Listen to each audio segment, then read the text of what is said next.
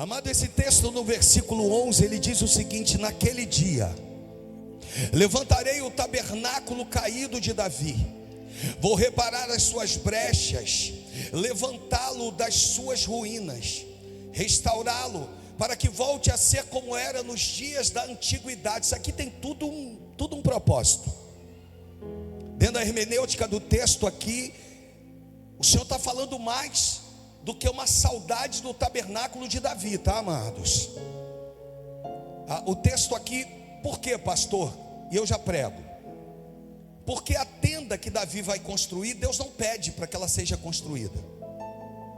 O tabernáculo de Moisés, o Senhor dá as recomendações, dá as diretrizes. O templo de Salomão é altamente inspirado. Cada metro, cada pilar. A reconstrução do templo com Zorobabel não é diferente. Mas a tenda que Davi vai erguer tem as dimensões pautadas no coração dele. Por isso Deus se agrada.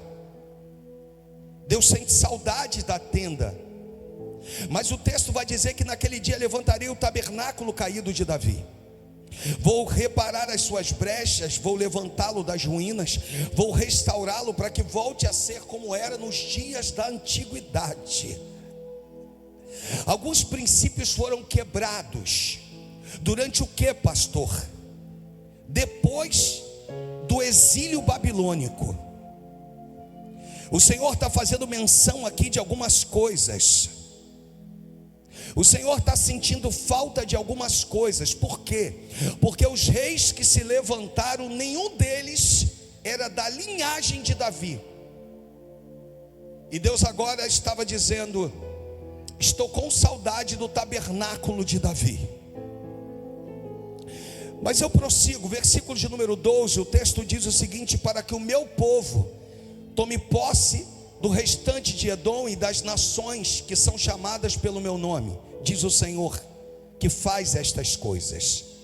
Eis que vem dias, diz o Senhor, em que o que lavra virá logo após o que colhe, e o que pisa as uvas virá logo após o que lança a semente. É um texto meio que complicado. Eu sei que para você que talvez não seja talvez tão detentor de um conhecimento e não se sinta menos por isso, porque há um Espírito que desenvolve em nós e que nos dá o discernimento quando fazemos a leitura da palavra. Então eu não vou aqui, eu vou tentar simplificar o máximo possível, para que você entenda o que está acontecendo, qual é o pano de fundo que está sobre os capítulos de Amós, para que você compreenda o que Deus tem para nós. Exemplo: Amós, seu nome significa aquele que carrega o fardo.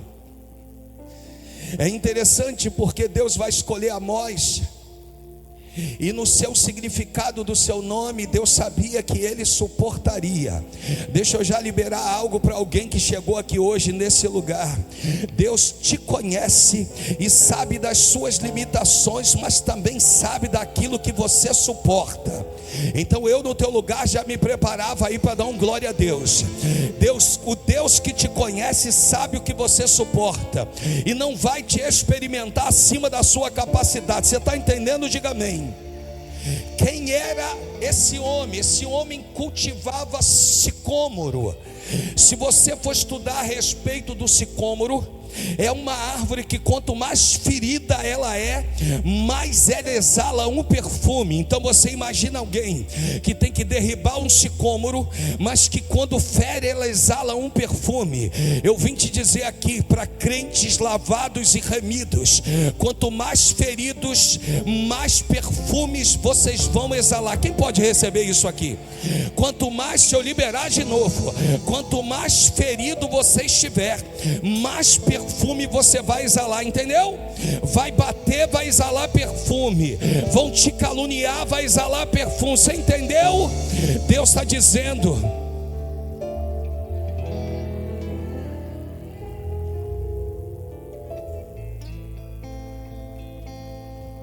esse homem reside a 18 quilômetros de Jerusalém. Esse homem vai surgir no tempo do reinado do rei Uzias e do reinado do rei Jeroboão 2. Esse reino está dividido entre reino do norte e reino do sul.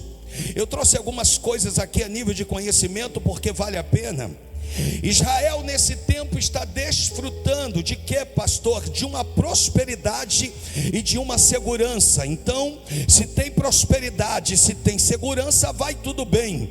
Mas pastor, eu já ouvi o Senhor dizendo que Deus levanta um profeta em meio ao caos. É exatamente isso. Não é porque tem prosperidade e segurança que Deus está se agradando. Deixa eu repetir isso. Não é porque está dando tudo certo que Deus está no negócio. Deixa eu repetir mais uma vez para tu entender.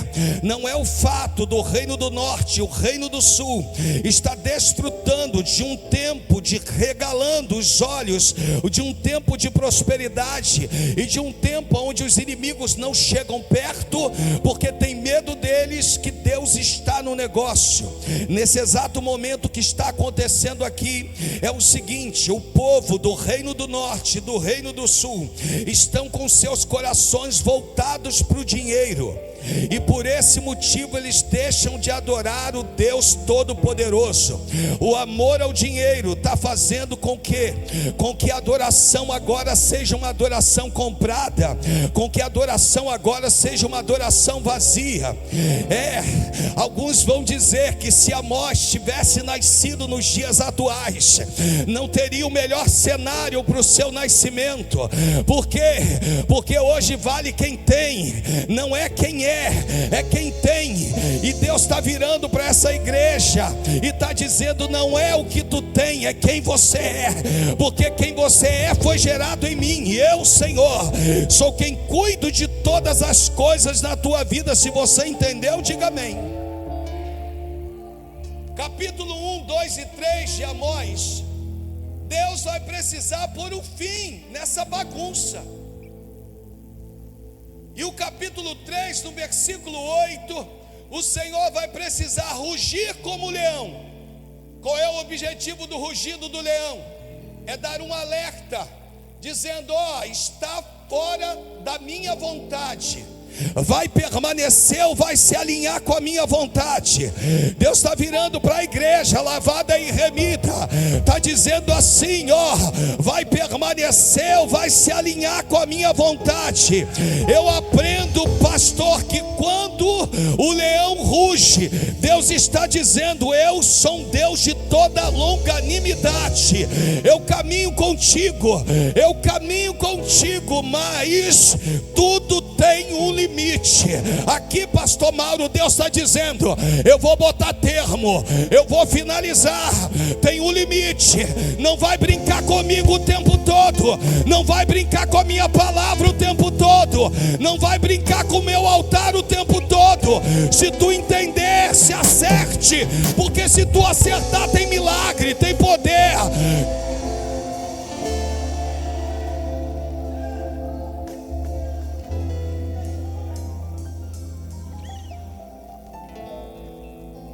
No último capítulo, no capítulo de número 9, amanhã nós vamos estar falando um pouquinho mais sobre Amós. Mas no último capítulo, no capítulo de número 9, o profeta vai transmitir 4 declarações de Deus. Porque quem é o profeta? O profeta é a boca de Deus aos homens. Então, quando o profeta abria a sua boca, ele estava sendo usado por Deus para a humanidade, para aqueles, para o povo, para os escolhidos. Deixa eu falar uma coisa aqui: o recado hoje não é para não crente, é para crente. O recado hoje, ainda que você esteja desviada da presença de Deus, mas é para ti. O recado não é para quem está lá fora, o recado é para quem está aqui dentro. O recado de Deus e as maravilhas dos céus são para nós. E Deus vai falar 4 coisas. Primeira, ele vai dizer: ferirei. A quem, pastor? Ele vai ferir. E o versículo de número 1 de Amós Vai dizer: vi o Senhor que estava em pé junto ao altar, e ele me disse: bota nos capitéis das colunas, para que os umbrais comecem a tremer, e os pedaços caiam sobre a cabeça de todos eles. Matarei a espada os que restarem, nenhum deles fugirá, e nenhum escapará. Deus está irado, irmãos. Por quê? Porque Deus está se recusando a aceitar o sacrifício que estão oferecendo em Betel. Por quê? Porque os sacerdotes não eram legítimos. Deixa eu repetir isso: para estar no altar tem que ter unção, e quem dá unção é o céu. Não é alguém que desceu azeite na minha cabeça, foi o céu que me escolheu. Então, se o céu te escolheu, tu tem unção, tu tem capacitação. O texto aqui está dizendo que o Senhor não vai aceitar sacrifício de quem não é legítimo. Então toca no teu irmão e diz: ele está à procura dos verdadeiros adoradores.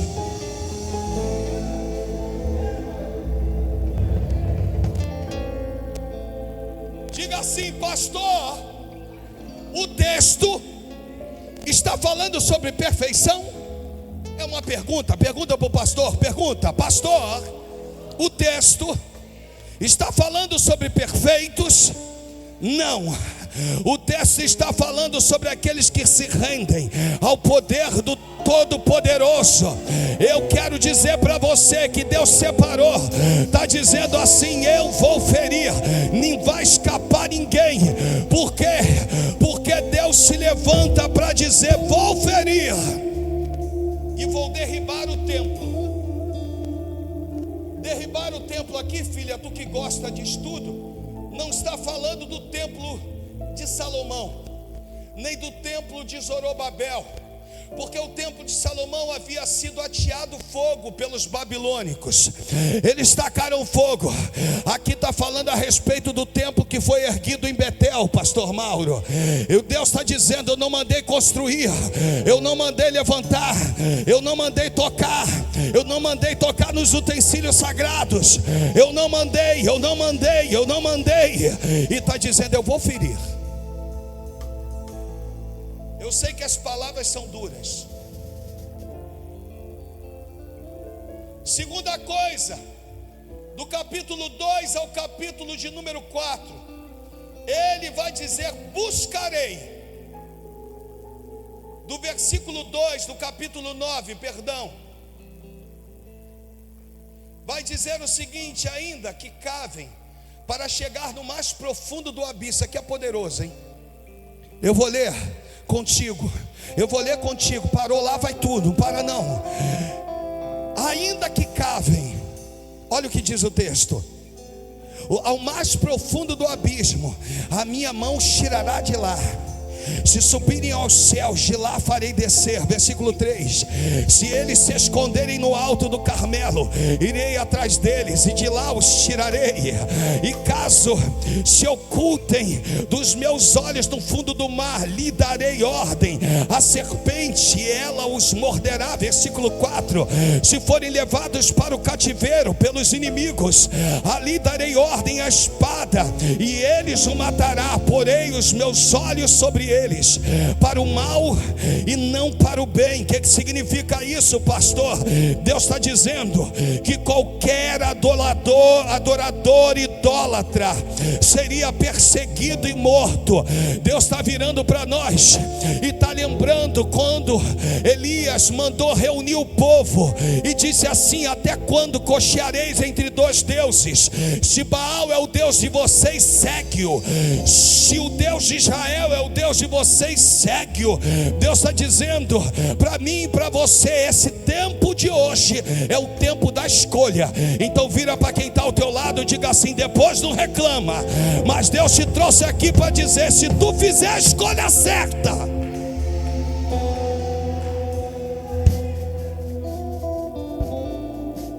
Esse texto, no versículo de número 2, Quando o texto diz assim, ó, ainda que cavem para chegarem ao mais profundo do abismo, a minha mão os tirará de lá.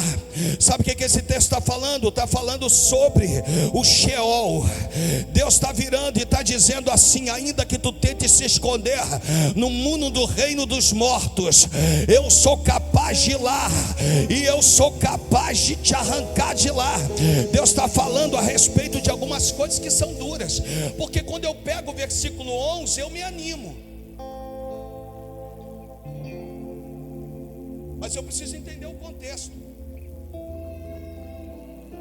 Eu preciso entender para quem o Senhor está dizendo. O Senhor está dizendo: eu buscarei. Deixa eu repetir isso. O Senhor está dizendo: eu buscarei. Ainda que consiga chegar no céu, vocês não vão poder se esconder.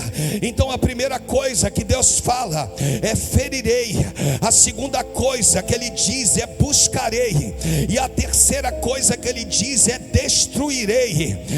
Irmãos, o que Ele está falando aqui? Por 8 vezes Amós vai dizer Deus dos exércitos. Eu vou repetir. Durante 8 vezes Amós vai dizer Deus dos exércitos. Pastor, por que Ele não disse Senhor dos exércitos?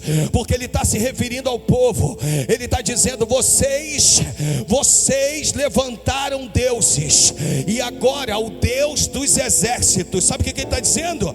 Que o Deus dos exércitos é maior que todo Deus levantado por homens. Deus está mandando agora. Eu sei que ainda não é palavra para trazer um acalento para o teu coração, mas eu vim aqui te dizer que o Deus dos exércitos está se levantando nesta guerra, nesta peleja. Deus está virando para a igreja lavada e remida e está dizendo: ninguém se perderá. Toque alguém do teu lado, diga para ele ou para ela: não vai se perder. Diga: não vai se perder. Diga: não vai se perder. E se alguém te perguntar por quê, tu vai dizer: porque o Deus dos exércitos se levantou.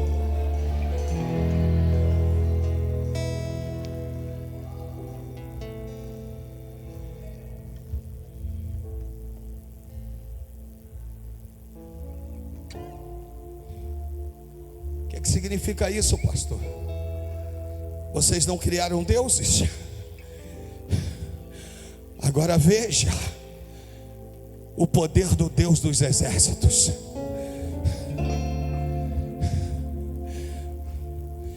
Aquele que, quando Eliseu já está vendo, mas o moço não, e ele ora e diz: Senhor, permita que ele veja o que eu já estou vendo. É isso, pastor Igor.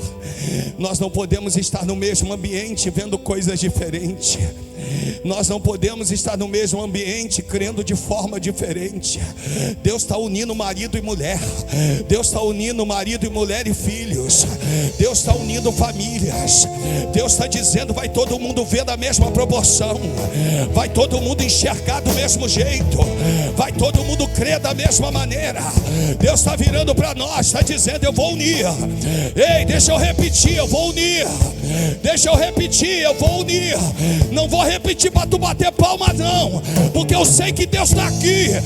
Eu vou unir.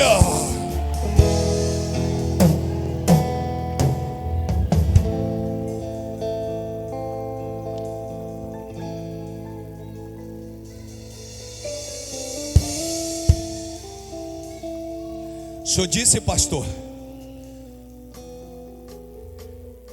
de que no capítulo de número 9, através do profeta Amós, Deus estava transmitindo 4 declarações, e pelo que eu entendi, o senhor só disse 3. Primeira, ele vai ferir. Segunda, ele vai buscar. Terceira, ele vai destruir. É pesado, né? Pesado. Quarta, o Deus que fere. Repita comigo, diga assim: o Deus que fere. Com mais fé, diga: o Deus que fere. O Deus que busca. E o Deus que destrói é o Deus de toda misericórdia. Deixa eu repetir: o Deus que fere, o Deus que busca, o Deus que destrói, é o Deus, quarta palavra do capítulo 9, de toda misericórdia. E aí ele vai transmitir agora um videozinho rapidinho, só para você entender melhor o que é misericórdia. Da melhor explicação que eu já assisti até hoje é essa. Quando tiver pode soltar. A melhor explicação falando sobre misericórdia é essa aqui, irmãos. Você sabe o significado da palavra misericórdia? Moisés, vem cá. Fique aqui, por favor. Fica aqui olhando para mim. A palavra misericórdia é uma junção de duas palavras no latim: miseris e córdia. O que é miseris? Miséria. Traduz por miséria, sinônimo de miséria: podridão, sujeira, mau cheiro, perdição, danação, que é condenado à desgraça, ao Hades, ao Sheol, ao inferno. Um buraco feito nas cidades antigas, do lado de fora, onde se jogava escravos, e os escravos terminavam de morrer ali. Urubus voavam. Isso é miseris. E o que é córdia? Coração. Então o que é misericórdia? É misericórdia. Misericórdia é pegar o sujo, o fedido, o podre e colocar no coração. Pergunte: de que jeito? Só falo se todo mundo perguntar. Se todo mundo perguntar, eu não vou falar, eu mostro. Assim, ó.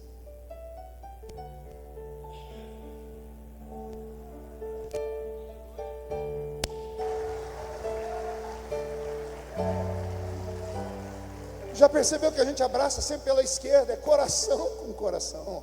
É misericórdia, é pegar a pessoa e colocar aqui. Isso é cura. Está faltando abraço na igreja, está faltando carinho. Seu velho pai está precisando disso, sua mãe está precisando disso, seu irmão, seu primo, seu tio. Queremos fazer obra missionária lá na África, vamos fazer, precisamos. Mas tem um campo missionário dentro da sua família, que tem o seu sangue, e eles estão indo para o inferno, por causa do seu orgulho, por causa da sua impaciência. Não espera morrer para você sentir falta.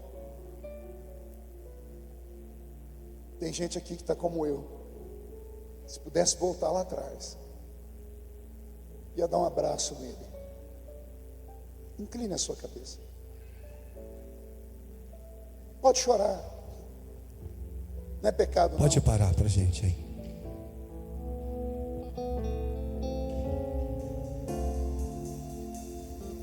O Deus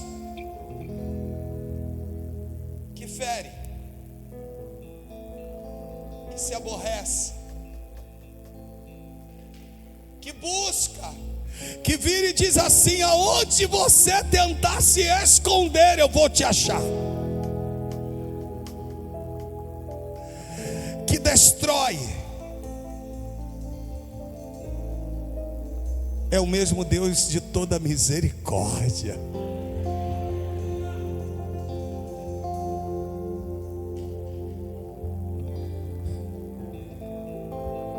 Sabe por quê? Que através de Amós Deus vai exercer misericórdia.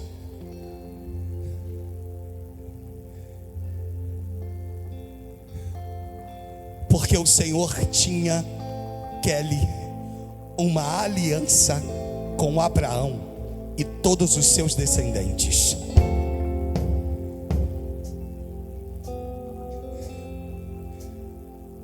Pela aliança que eu tenho com Abraão, eu preciso exercer misericórdia sobre eles.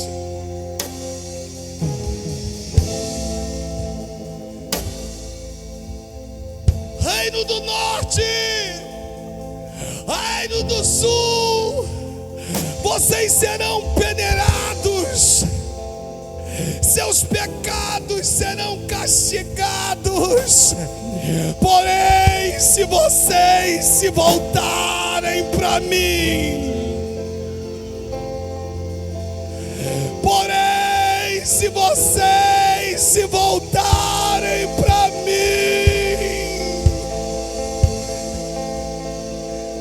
eu perdoarei o vosso pecado, sararei a vossa terra, destruirei os vossos inimigos, se vocês se voltarem para mim. Eu vou restaurar o tabernáculo de Davi, a falsa casa de adoração vai ruir, e a verdadeira casa de adoração vai se levantar. Ontem eu senti um desejo imenso de virar para vocês, porque não estão todos aqui, de virar para os músicos, para quem estava aqui durante o dia, e dizer: eu louvo a Deus pela vida de vocês, porque vocês estão me fazendo experimentar algo que há 18 anos como pastor é novo. Deus está virando e está dizendo: chega de falsa entrega, chega de técnica. Deus está à procura dos verdadeiros adoradores, irmãos. Ele está dizendo: eu vou levantar o tabernáculo de Davi. Porque com o tabernáculo de Davi levantado, o Senhor estava garantindo o futuro. O Senhor estava virando para o povo e estava dizendo: vocês repararam que depois do cativeiro babilônico não teve nenhum rei da linhagem de Davi? Hoje eu preciso ler o texto e amanhã prego em cima dessa versão de Amós, no capítulo de número 9, a partir do versículo de número 13. Na Bíblia há a mensagem, e eu quero ler com vocês aqui. Eu te mandei aí, querido. Eu quero ler com vocês, para que vocês consigam entender o que Deus está liberando sobre as nossas vidas. E eu vou te dar as 3 palavras que não só vão perdurar por hoje, mas vão ser tema da mensagem de amanhã também. Deus está virando para nós e está dizendo: eu tenho algo para a tua vida. Primeiro eu vou ler contigo Amós 9, versículo 13, do 13 ao 15. E eu quero pedir a vocês que leiam comigo. Me ajuda, vai, leia comigo. E é verdade, agora não vai mais demorar muito. Vai, me ajuda na unção. É o decreto do Eterno. Deixa eu repetir isso aqui, ó. Vira para alguém do teu lado, diga assim: é o decreto do Eterno. Diga assim: Deus quer desse jeito. Vai contra talvez o que tu estava pensando, o que você idealizou, mas Deus está virando para a igreja, minha cunhada, e está dizendo: é o decreto do Eterno. O inimigo levantou decretos, mas o Eterno está dizendo: os meus decretos são maiores e melhores. Deus está virando para a igreja, está dizendo: Natália, é o decreto do Eterno. Quando Deus determina, ninguém pode impedir. Deus está dizendo: vamos lá, Ele melhorou aqui para a gente, vai. E é verdade, vai, me ajuda, vai. Agora, não vai demorar muito. É o decreto do Eterno. As coisas vão acontecer tão depressa que a sua cabeça vai girar. Eu não sei, desculpa parar de novo, mas eu não sei para quem Deus está entregando isso hoje além de mim. Porque para mim eu sei que foi. Eu não sei se também foi para a tua vida. É verdade. Vamos ler de novo, nova unção. É verdade. E agora vai. Não vai demorar muito. É o decreto do Eterno, vai. As coisas, não, tem que ter mais fé. As coisas que a sua cabeça vai girar uma coisa depois da outra. Vocês não vão conseguir acompanhar a rapidez. Tudo vai acontecer de uma só vez. É para qualquer lado que vocês olharem, verão bênçãos, bênçãos como vinho jorrando dos montes e colinas. Vou consertar tudo de novo para o meu povo Israel. Eles reconstruirão suas cidades arruinadas. Plantarão, me ajuda, vinhedos e tomarão, bons vinhos. Cultivarão a sua horta, comerão verduras frescas. Eu os plantei, plantados na sua terra, nunca mais serão arrancados. Que dei da terra que dei a ele, o Eterno, o seu Deus. Não, tô quase com a Eloá aqui quando ela fica. Não.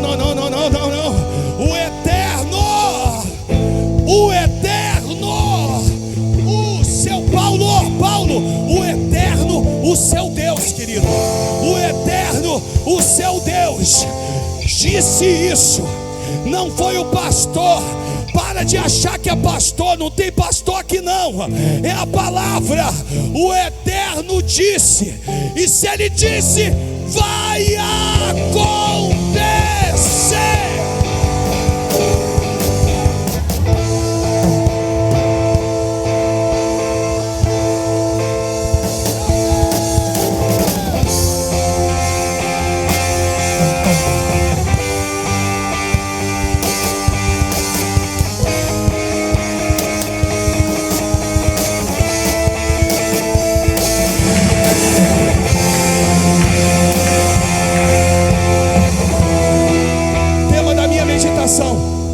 Tema da minha meditação, deixei por final propositalmente.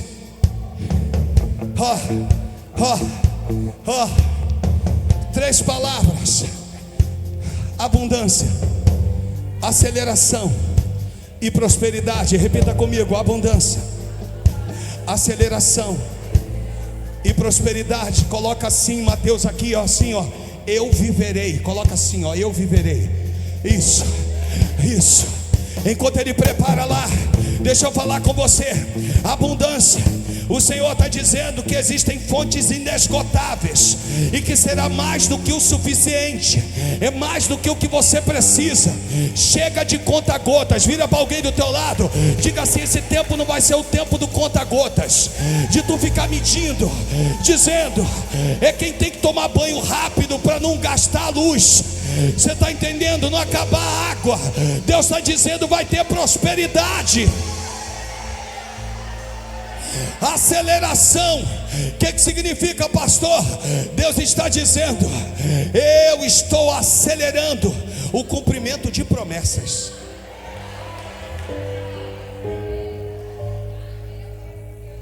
Prosperidade. Ele está dizendo: você pensa que é só dinheiro que Deus está falando contigo? Você pensa que é só dinheiro que eu estou falando com você? Deus está falando sobre bênçãos espirituais, emocionais. Repita comigo: emocionais. Diga assim: eu vou reinar sobre as minhas emoções. Chega, depressão nenhuma vai te paralisar. Chega, síndrome do pânico nenhum vai ter o poder de aniquilar, nem você e nem ninguém da tua casa. Chega a crise de ansiedade, chegou. Deus está virando para a igreja lavada e remida e está dizendo: eu tenho um tempo de prosperidade. Diga a eles, Alexandre, que eu estou falando de saúde. E se ele está falando de saúde, ele está falando de cura. E se ele está falando de cura, ele está falando de sinais e prodígios. Deus está virando para nós, está dizendo assim: eu tenho bênção espiritual, emocional, familiar. Repita comigo: a minha família. Não, com mais fé, diga assim: eu e a minha casa serviremos ao Senhor.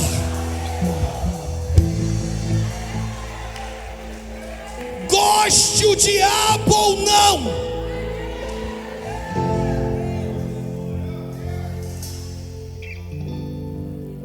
Repita comigo, diga assim: abundância, aceleração e prosperidade.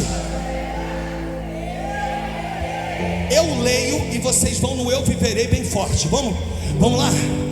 Abro para essa igreja, eu libero uma palavra profética hoje.